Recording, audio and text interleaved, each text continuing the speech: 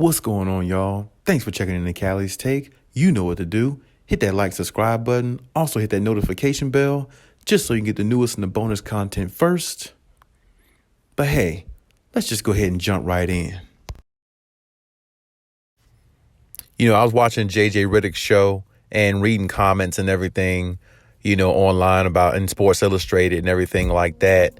And I came across Patrick Beverley speaking about the Clippers, and Patrick Beverley speaks on the fact that he felt disrespected by the Clippers. Now, shout out to JJ Redick. His show is doing really good. I like his podcast and the people he interviews and how he does it and everything. And being on Sports Center, or should I say being on First Take with Stephen A. has been pretty good too. He's definitely really transitioned really well. Now, as far as the situation at hand, Patrick Beverley goes into detail about, just, him being on the Clippers and him and, Trez and all them and Lou Williams, starting a new trend in Clipper Nation at the time, saying that they weren't trying to be Blake Griffin and DeAndre Jordan and, all them. They were trying to start their own trend in their own era. And they did, I can remember the Clippers, almost making it almost to the conference finals or something like that at one point. I think with Lou Williams and Trez, they got pretty far. They played the Warriors, took them to like 6 games, which was that was very intriguing to see at that time, because nobody thought the Clippers would be, any type, competitive team from a far standpoint anyway. I always knew that they were a feisty team back then, but they definitely really surprised a lot of people. And I think they won 40 plus games, close to 50 games, that year too. So, they did really good.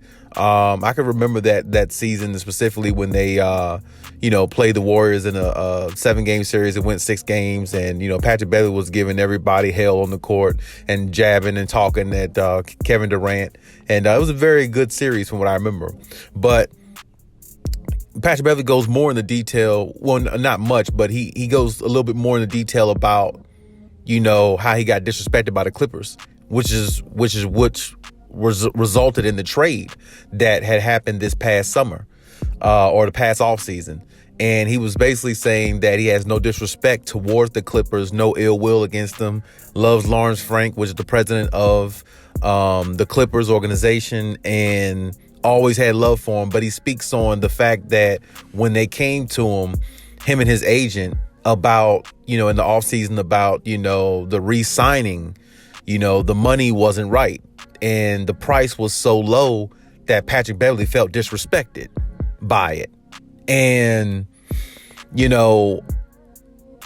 now he gets a contract extension, I think with the Timberwolves, I think up to $13 million. I think it was last month or month before last it came out. He gets an extension with them to $13 million, I guess, which is more of his price range.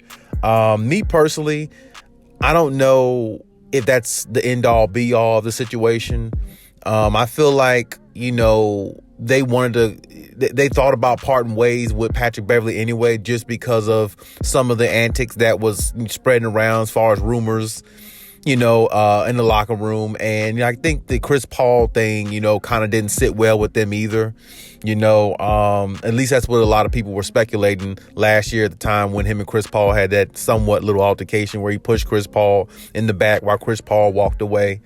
And, that might have stemmed from it some, but regardless of that, the crazy thing about all this is the Clippers can definitely use Patrick Beverley. They definitely miss his presence. They definitely miss him in the locker room, and a lot of players miss him in the locker room and look at him as a big brother figure.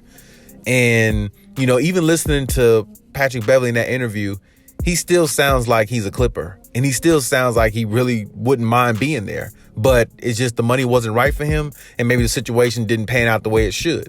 But I feel like the Clippers might have maybe undersold him or gave him that price range or, something like that, because they felt like either that's what he was worth at the time, and what they're trying to do, or maybe they felt like they weren't going to offer him that much based upon his production going down and, not being a focal part of the offense and in the starting lineup as much, or, in regards to things like that, because Patrick Beverley is I'm not going to say he's injury prone, but he does have an injury history. In the last year or so with the Clippers, he was injured a lot. Last 2 years, I think he was injured. He had a share of injuries. And I feel like, if they offer him a price that, wasn't up to his standards, he had to kind of, to me, I feel like Patrick Beverley should have just, took what was given to him, kept playing, and maybe got a better contract maybe within the next year or two. Possibly, especially if they won a championship or whatever the case may be. Because hypothetically, if Kawhi and PG comes back this year, if they had Patrick Beverley, he would be en route to win a championship. Because the Minnesota Timberwolves, don't get me wrong, they're a really good team.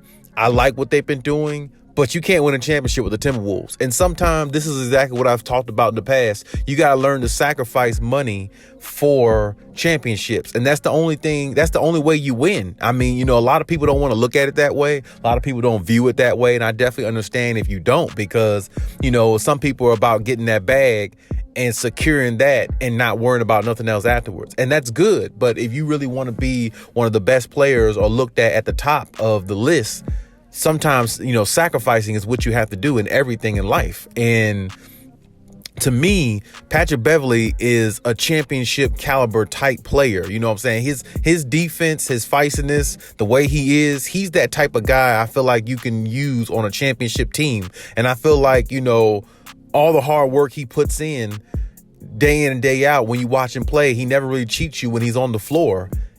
I feel like he deserves a championship. And I feel like he should have stayed with the Clippers, because that would have gave him a much better chance to win a championship than rocking with the Timberwolves. And shout out to the Timberwolves. Like I said, they're a good team. Nothing wrong with them. I like Cat. Always been, one of my favorite players. I always liked him. I always thought he was really underrated just because he's on the Timberwolves. You know what I'm saying? And they got a really good team over there. I'm not, hating on them by any means, but Patrick Beverley's not going to win a championship with them. And, the crazy thing about all this is, even more so than that, regardless of the championship aspect, they're in the 7th seed. The Clippers are in the 8th seed without Kawhi and PG. And it's possible they might actually play each other in the first round in the play-in. I mean, let that sink in. I mean, Patrick Beverley actually has an opportunity to knock his former team off from getting into the playoffs, and vice versa. So it's going to be very interesting if it actually pans out that way. And, the way it's kind of looking, the way it looks now, it looks like that's exactly how it's going to pan out. So I can't really wait to see the matchup if it happens, because I definitely would like to see the intensity, the grit, I mean, that's going to be an all-out war if them two teams play each other, because Patrick Beverley is definitely going to be trying to prove a point, and the Clippers definitely are trying to, make the playoffs and, get past the play-in, if that's where they're going to be stuck at, to try to get into the playoffs. And getting past Minnesota is going to be tough. I mean, because they're a good team, and Patrick Beverley is going to give them everything they got. And, Patrick Beverley knows a lot of the players on the Clippers. He knows what their strengths and weaknesses are.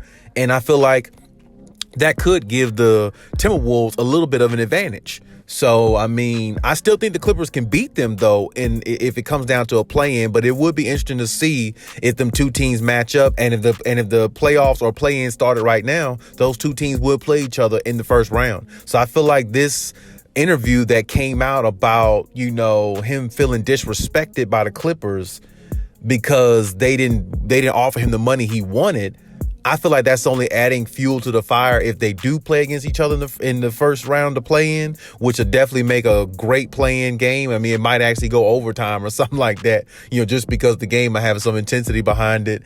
And I feel like Patrick Beverley would definitely, rile his team up and get his team going, and definitely go out there and play not only his hardest, but play a little extra harder to knock the Clippers off, because I feel like he'll definitely feel good about that one if he's able to. Hopefully that's not the case, but he's definitely looking forward to that. And like I said, I wish him the best there in Minnesota, but honestly, if I were him, I would have took the contract that was given in LA, because you got a way better chance of winning a championship. And that, to me, at this point, that's really what it's all about. He's made enough money in his career where he can live and feel comfortable and everything like that. At this point, it's really all about trying to get a chip, you know what I'm saying? And LA has a lot better chance of getting it than Minnesota. And that's just real talk. I mean, it's no other way to look at it. It's no other way to speak on it. That's just the way it is. So,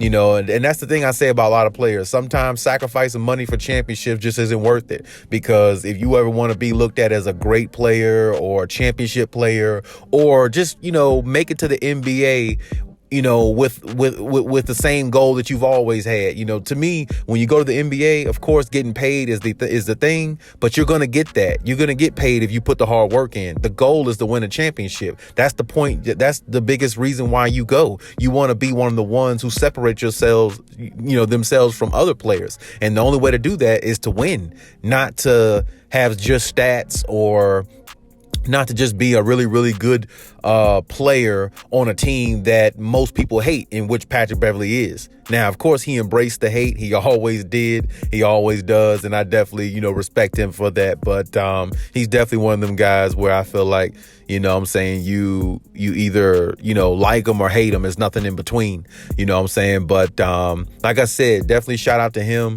He made the best move for him. Clippers Nation, definitely had some up and downs about that thought wise, because I personally thought at the time that I personally thought the Clippers traded him away just because, because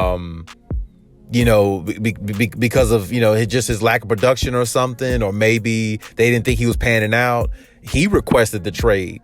Patrick Beverley requested that he be traded. He told his agent, and Lawrence Frank that, if the money isn't right, basically, you might as well look for other teams to trade me. And that's what they did. They did exactly what he asked, so, but I was under the impression a while myself that, the Clippers actually, let him go for other reasons. And like I said, that could have been a part of the reason why they didn't offer him a bigger contract, because of his production and, him being injured, a lot the last year. And, just not knowing, maybe going forward how he was really going to contribute, in regards to helping the team, because it seemed like, the last year that he played with the Clippers, his minutes kind of waned a little bit. At least Ty Lue wasn't playing them as much. But like I said, it could have been due to injuries and stuff like that too. But, him requesting a trade rather than actually being traded because of money issues, I don't think, a lot of people knew that. So, shout out to him for telling the truth about it and being open about it. And, he made the best decision for him, and that's that. But as I said, if the way it's going right now, them two teams are looking to play in the first round. And I can tell you, Patrick Beverley is going to be amped up for that one if it happens. But I feel like the Clippers still might be able to take that one and get out the first round of play-in against the Timberwolves if it came down to it. But it'll definitely be a tough, intriguing matchup. And I definitely would like to see it. And hey, at this point, I'm really kind of hoping to see it, really, if that's where the Clippers are going to land in the play-in tournament, and it does look like that, because it looks like they might not be able to catch the Nuggets. So if that happens in the first round of play-in, I'm definitely all for it. I'm definitely ready to see it. I'm definitely excited for it. But hey, that's my take on everything. You leave any comments in the comment section as always, and hey, Khaliis out.